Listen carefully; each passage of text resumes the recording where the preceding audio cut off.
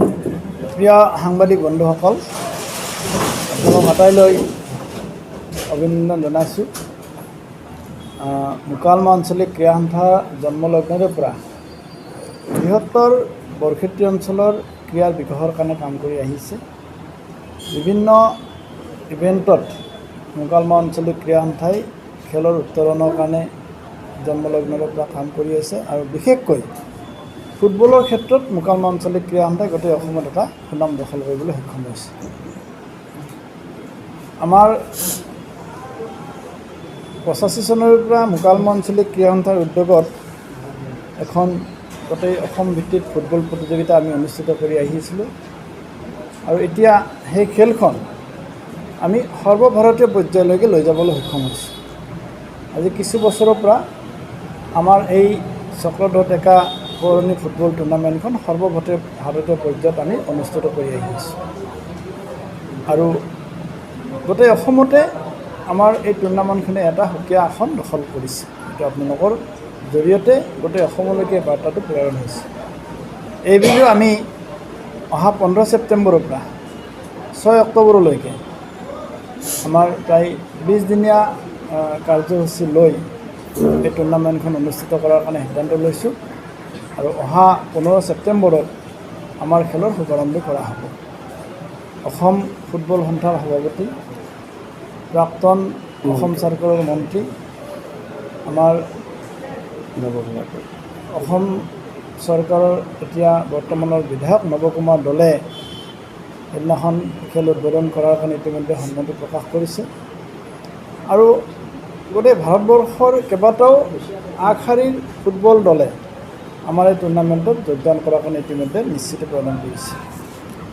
ইয়াৰ ভিতৰত আছে মেঘালয়ৰ শ্বিলং লজং, ডিফুৰ morning star, oil India, Assam police blues, Assam ৰাজ্যিক বিদ্যুৎ পৰিষদ, গ্ৰীণ ভেলী FC, মাছা মোকালমোৱা, Manah panther Manas, Kamrupa FC Boko, Assam warrior sports academy Changsari, rebels united FC Kokrajhar, Guwahati city FC, Sonapur sports club, Bijni Pherenga FC, DBI sports club আৰু ইয়াৰ উপৰিও আমাৰ দিল্লী মিনাৰ্ভা মানে একাডেমীৰ টীমটো যোৱা বছৰৰ আগৰ বছৰ তেওঁলোক চেম্পিয়ন আছিল আৰু যোৱাবাৰ তেওঁলোকে ৰানাৰ্ছ আপ হৈছে। এই টীমটো আমাৰ এই টুৰ্ণামেণ্টত অংশগ্ৰহণ কৰাৰ কাৰণে নিশ্চিত প্ৰদান কৰিছে আৰু এই খেলখন চাবৰ কাৰণে আমাৰ নামনি অসমৰ সকলো দৰ্শক বেকুল আগ্ৰহেৰে ৰৈ থাকে। তেওঁলোকে বিভিন্ন মাধ্যমেৰে এই খেলখনৰ খবৰ লৈ থাকে আৰু আমিও গৌৰৱান্বিত যে এই খেলখনে এই টুৰ্ণামেণ্টে গোটেই অসমৰ খেলুৱৈপ্ৰেমী ৰাইজৰ আমি মন আকৰ্ষণ কৰিবলৈ সক্ষম হৈছোঁ। এই খেলখন যাতে বহুল প্ৰচাৰ হয়, এই খেলখনে যাতে মানে আকাংক্ষিত লোকসকলক যাতে খবৰটো যাতে তেওঁলোকে পায়, সেইকাৰণে আজি এই প্ৰেছ মিটখন দি, এই সংবাদমেলখন দি আপোনালোকৰ জৰিয়তে আপোনালোকৰ মাধ্যমেৰে এই খেলখনৰ বাৰ্তাটো ৰাইজৰ মাজলৈ লৈ যোৱাৰ কাৰণে প্ৰয়াস কৰি আপোনালোকক আজি ইয়ালৈ নিমন্ত্ৰণ জনোৱা হ'ব।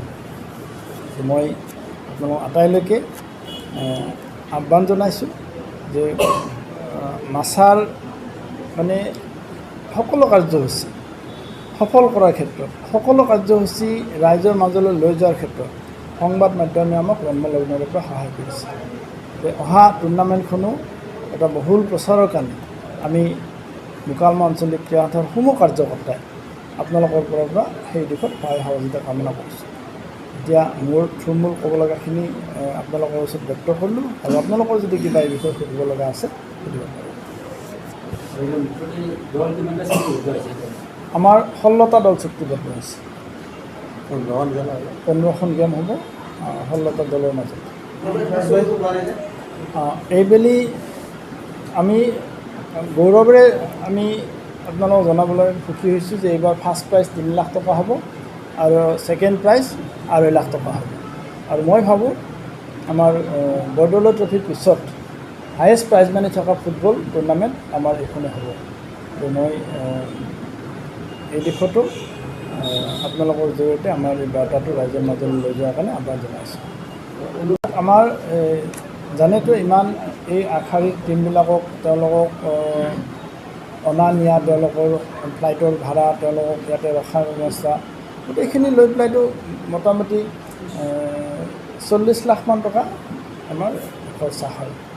মাচুল আমাৰ এনেই নৰ্মেল 50 টকা আৰু আমাৰ ছেমিফাইনেল আৰু ফাইনেল 100 টকা।